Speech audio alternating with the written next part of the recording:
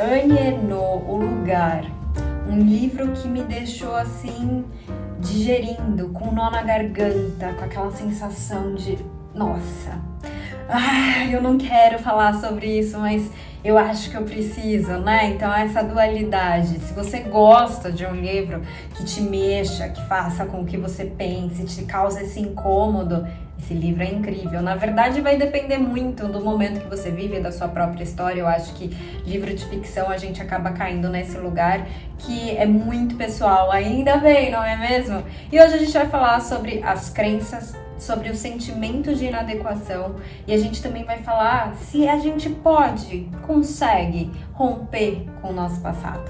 Bom, bora? Esse livro aqui tá escrito, né,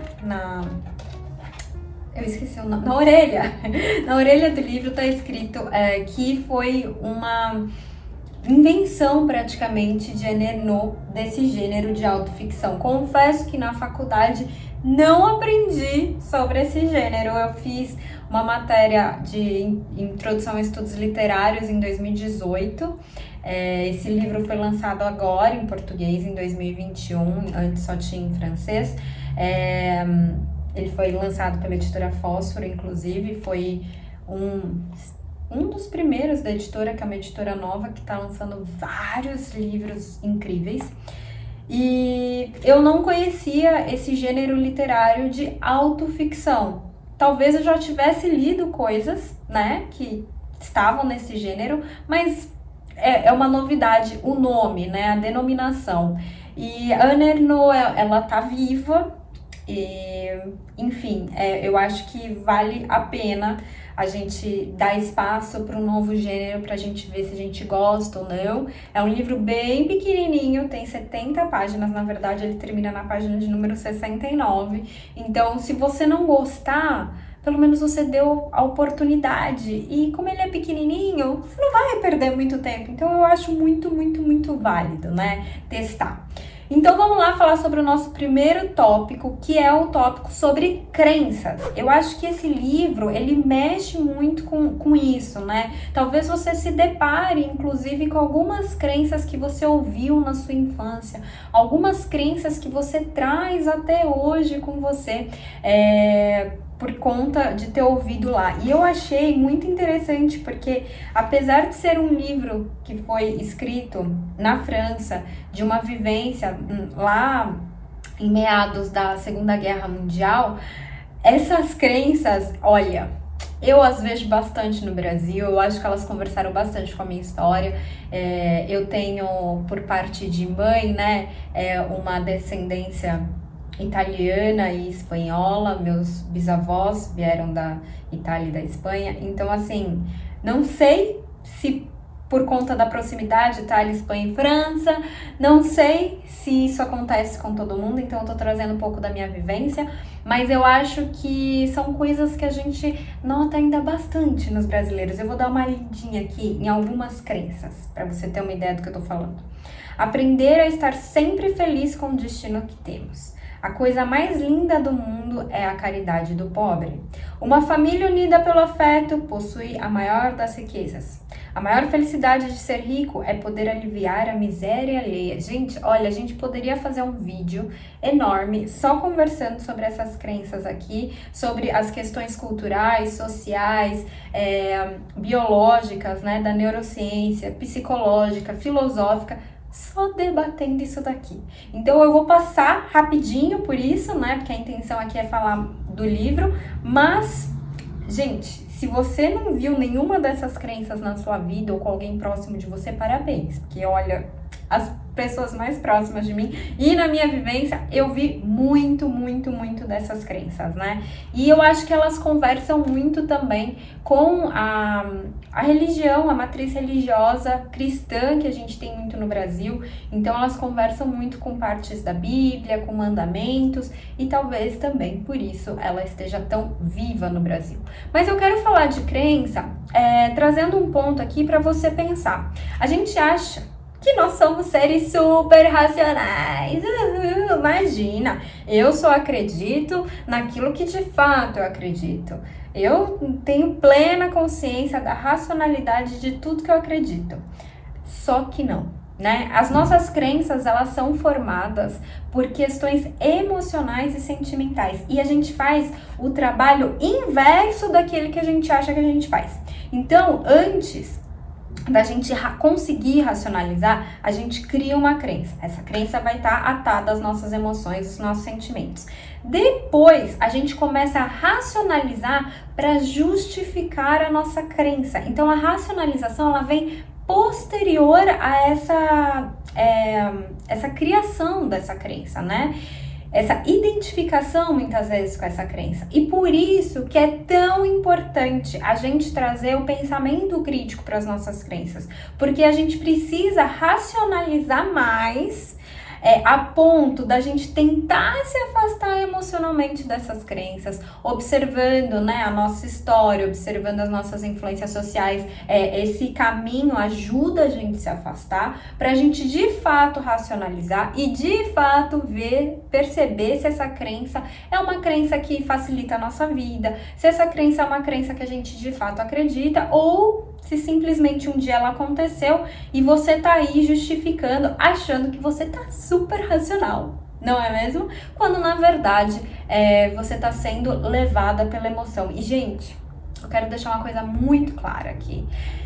É difícil, é muito difícil a gente assumir a nossa irracionalidade, mas uma outra coisa que eu quero que você entenda e que eu vou falar, assim, eu acho que principalmente daqui pra frente, de uma forma muito enfática e muitas vezes para você internalizar isso, que ser emocional é ser racional.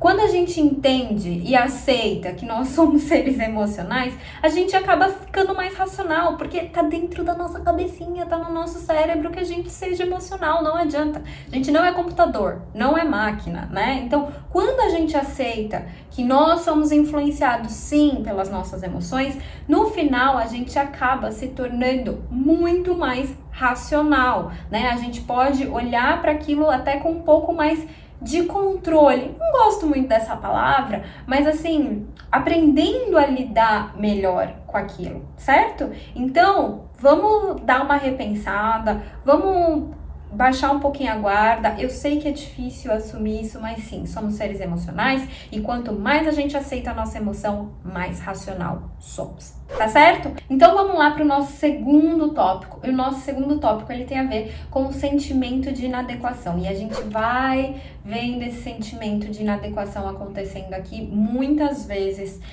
a autora vai falando do pai, né? O quanto ele se sente inadequado. Ele é um homem que ele saiu do campo e ele foi crescendo na cidade. Então, assim, a história clássica da classe média, né? Então, que saiu, que conquistou, que trabalhou bastante e não sei o que. Então, ele é, assim, a personificação da classe média. O que é muito interessante também, olhar para esse livro desse ponto social, e que também a gente poderia ficar aqui um tempão falando sobre isso, né?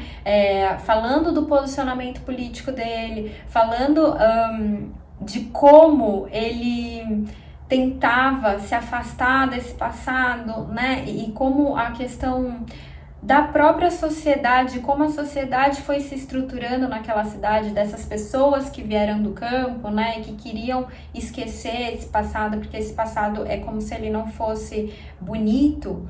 Então, a gente poderia passar muito tempo aqui só em cima da questão social, mas hoje eu queria voltar um pouco mais para a questão psicológica, né?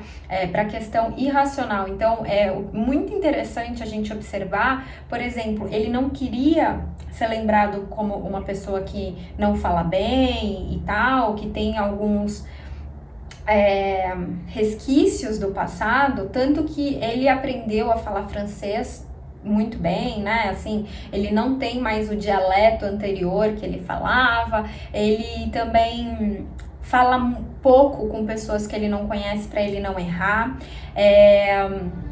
e o quanto que no livro também demonstra a questão da projeção, né? Então, quando alguém fala errado, ele aponta o dedo e dá uma risada, né? E fala, nossa, aquela pessoa lá deve ser do campo. Mas quando o médico fala errado, eu acho que ele não prestou atenção direito.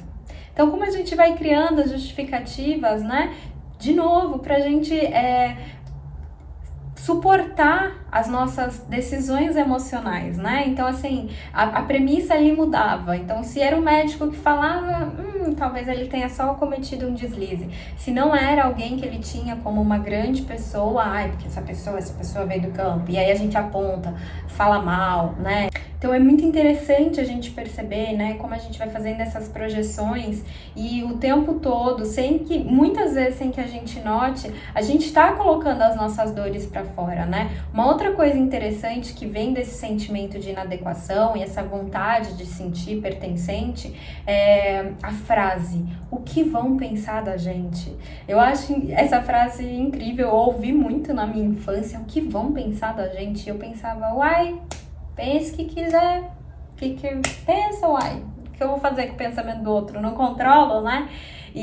Mas que vem de um lugar muito rudimentar nosso, e que se a gente pensar lá atrás, do Homem da Caverna, fazia muito sentido que a gente fosse bem quisto, a gente fosse bem aceito, que os outros pensassem bem da gente, porque o grupo nos protegia, né? E a gente foi trazendo isso, claro que isso foi mudando de foco, então num determinado momento era proteção, num outro determinado momento é uma questão social, da posição social que você ocupa na sociedade, mas essa nossa preocupação do que vão pensar de nós. E como isso vai conduzindo os personagens desse livro para as ações deles, né? Então eu acho bem interessante observar isso. E o nosso terceiro ponto será que a gente consegue cortar com o nosso passado, esquecer quem a gente foi e meio que começar do zero? Bom, acho que você já sabe a resposta, né? Não dá. Então vamos pensar assim numa linha, né? A gente foi crescendo com essas influências, e o que somos hoje somos resultado do que passamos um dia.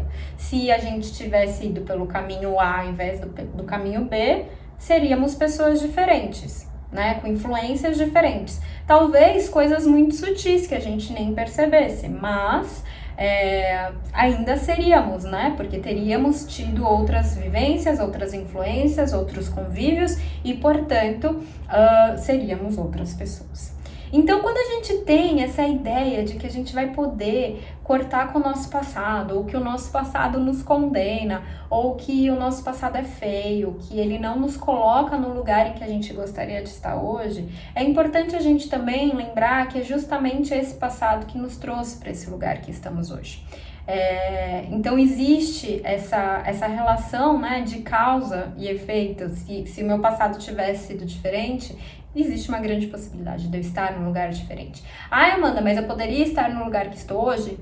Sim, poderia, né? A gente não tem como saber. Mas também poderia não estar, né? E talvez você não estivesse pensando nisso. Então, é uma questão filosófica, porque se a gente entra nessa doideira, assim, de ficar pensando e se, a gente fica meio...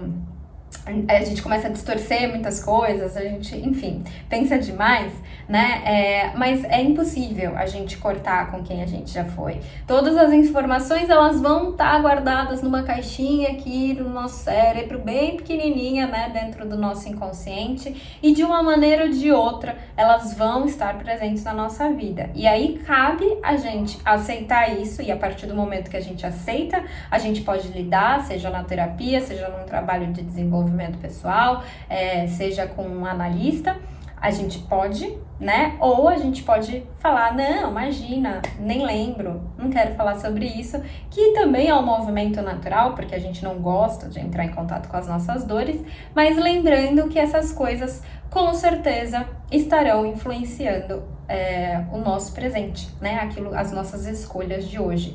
Então, se você não quer que o seu passado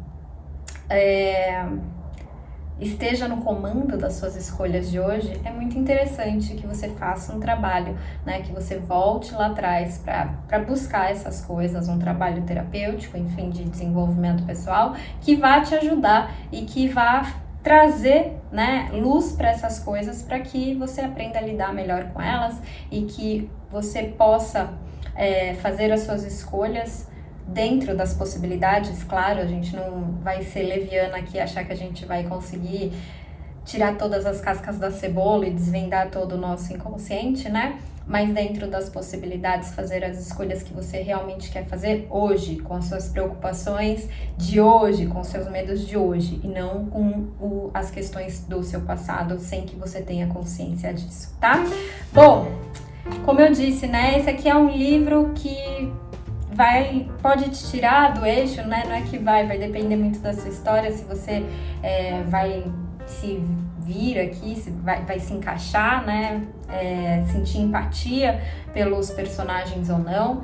Mas para mim foi um livro que trouxe essa angústia, que trouxe esse bolo e que, dentro do meu parecer, isso faz um livro muito bom, né? Eu gosto de livros que me tirem de uma zona de conforto, ou então que traga visões que eu não estava tendo, ou que traga coisas que estavam no meu inconsciente para o meu consciente, para elas serem olhadas, vistas e trabalhadas. É óbvio que os livros gostosos também são bons, aqueles livros de boa, né, assim, bem sossegado, eles são ótimos, mas esses daqui também são incríveis para tirar a gente do nosso lugar, tá bom? Eu espero que você tenha gostado do vídeo de hoje. A gente se vê no próximo vídeo. Não esquece de deixar seu comentário e se inscrever no canal, deixar seu like. Eu vou adorar conversar com você, tá bom? Muito obrigada por ter chegado até aqui e a gente se vê. Um grande beijo, até mais. Tchau, tchau!